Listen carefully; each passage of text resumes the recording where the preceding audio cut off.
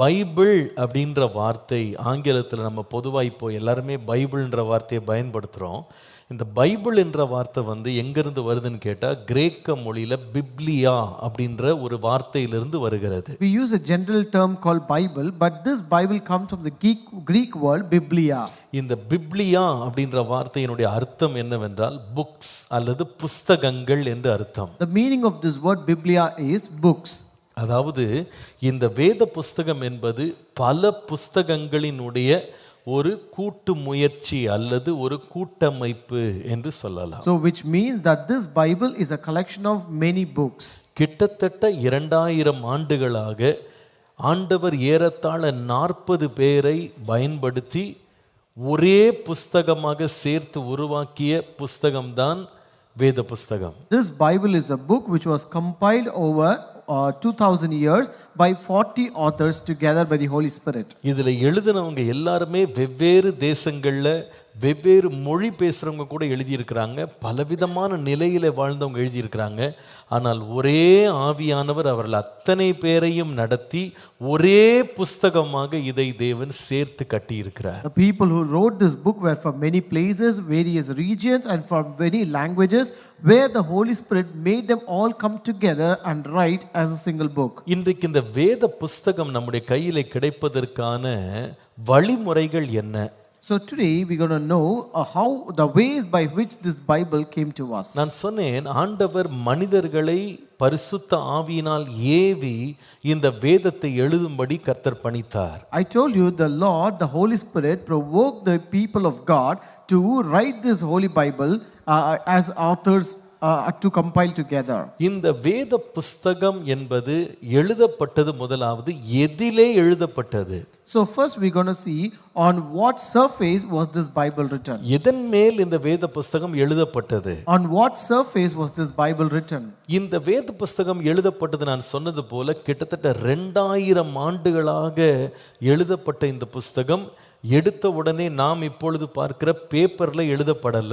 So as I told you, this Bible which was written over 2000 years, as we see in a paper form, it was not written on the paper form at the first time. சரித்திர சான்றுகளை பார்க்கும் பொழுது கிட்டத்தட்ட 7 முக்கிய surfaces இந்த வேதத்தை எழுதுவதற்கு பயன்படுத்தப்பட்டிருக்கிறது. When you look at the historical evidences, we can see there are almost 7 surfaces on which this Bible was written. முதலாவது எழுதப்பட்ட ஒரு இடம் அல்லது பயன்படுத்தப்பட்ட காரியம் என்னவென்றால் கல் என்று சொல்லலாம். The first surface on which the Bible was written was stone.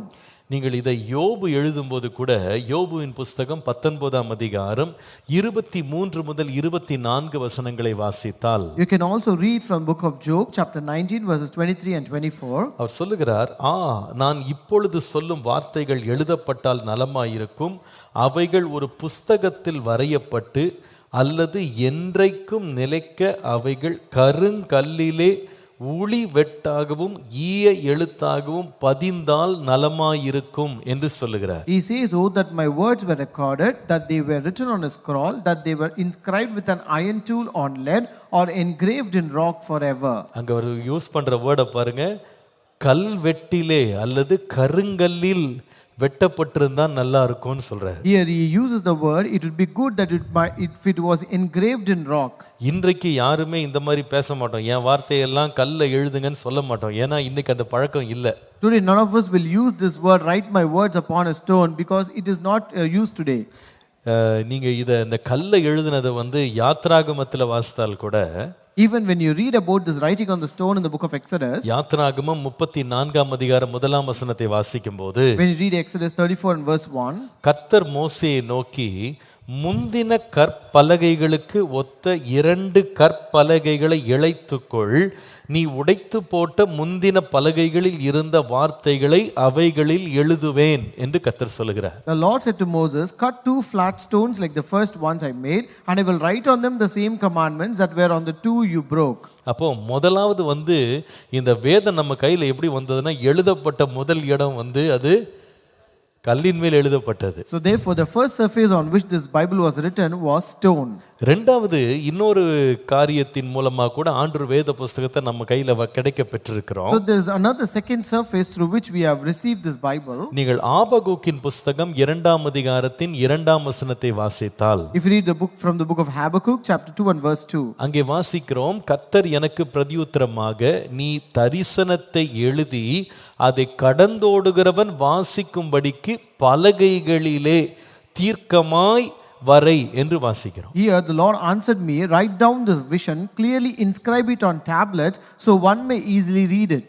இது ரெண்டாவது எதற்கு நம்ம வேதத்துல வாசிக்கும்போது ஆண்டவர் எழுதும்படி பயன்படுத்தின ரெண்டாவது காரியம் மரத்தினால் ஆன பலகை. The second surface which the Lord used to write this Bible is wooden tablets. மரத்தின் மேல் மரப்பலகைகள் மேல் வேத வாக்கியங்கள் எழுதப்பட்டிருக்கிறது. There were wooden tablets used on which this Bible was written.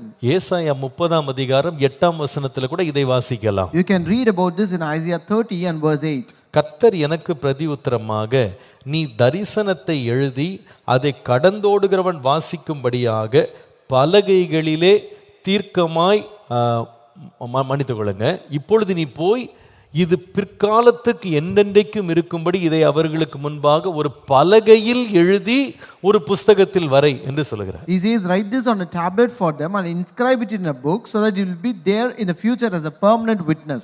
கர்த்தருடைய நாமத்திற்கு மகிமை உண்டாவதாக. Glory be to the name of the Lord. அப்போ முதல்ல கல்ல எழுதப்படுது. First it was written on stone. இரண்டாவது பயன்படுத்தப்பட்ட பொருள் மரப்பலகை. The second surface is wooden tablets. மூன்றாவது சொல்ல வேண்டுமானால் களிமண் மேல் எழுதப்பட்டது. The third surface is clay tablets. இதற்கு நமக்கு வேதத்துல நேரடியான எடுத்துக்காட்டு இல்லை.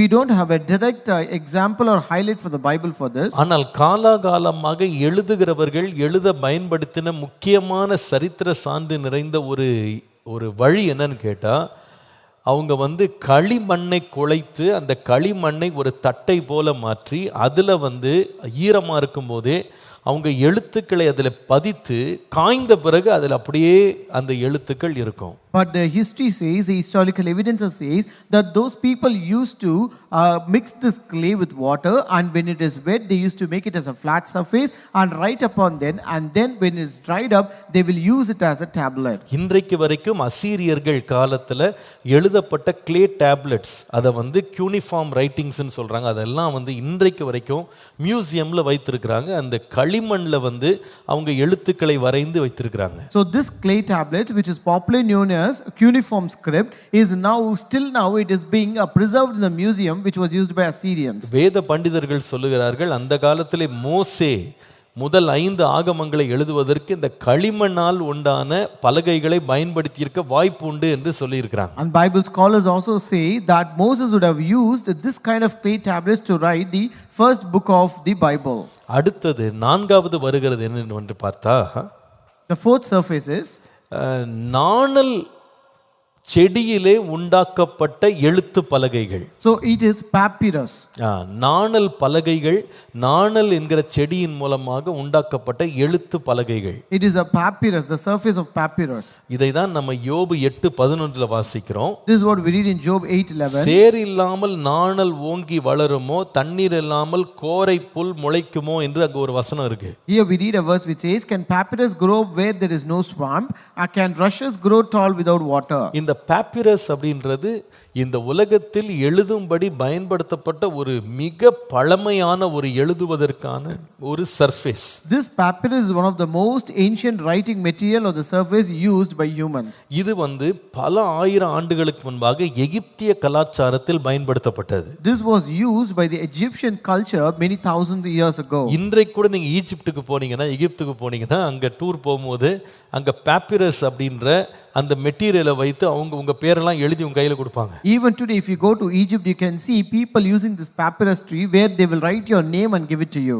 நான் கூட இந்த இஸ்ரவேல் எகிப்துக்கெல்லாம் டூருக்கு போகும்போது அங்க அந்த பரமண்டல ஜெபத்தை பாப்பிரஸ்ல எழுதி விட்டுட்டு இருந்தாங்க. அதையே நான் வாங்கி வச்சிருக்கேன் வீட்ல இன்னும். So when I went to that Israel tour, I also brought that papyrus leaf on which this heavenly prayer was written. அதுல பாத்தீங்கன்னா அந்த பாப்பிரஸ் அப்படின்றது என்னன்னு கேட்டா, இந்த நாணல் அப்படின்ற ஒரு புல் அந்த புல்லை வந்து என்ன பண்ணுறாங்க, எடுத்து ட்ரை பண்ணி அதை ஒன்றோடு ஒன்று இணைக்கும்படி ஒன்றா வச்சு அதை சேர்க்கறதுக்கு அவங்க ஒன்றா வச்சு அதை ஒரு ப்ராசஸ் பண்ணும்போது பேப்பர் மாதிரி வந்துடும் அது அழகாக. So here they use this papyrus plant and also they extract that plant, and when they connect it together, that becomes like a flat surface on which they can write. அதாவது இந்த Bible அப்படின்ற வார்த்தைக்கு அது மூல வார்த்தை ஒன்று வந்து பிப்ளியாஸ் அப்படின்ற ஒரு வார்த்தை. இந்த பிப்ளியாஸ் அப்படின்னாலே என்னன்னா பேப்பிரஸ்ன்னு அர்த்தம். Actually the word Bible is derived from the word biblios, which is a word for papyrus. அப்போ வேதம் எழுதப்பட்ட சர்ஃபேஸ் அப்படின்னு பார்த்தா நான்காவது வந்து பேப்பிரஸ். So the fourth surface on which the Bible was written was papyrus. ஐந்தாவது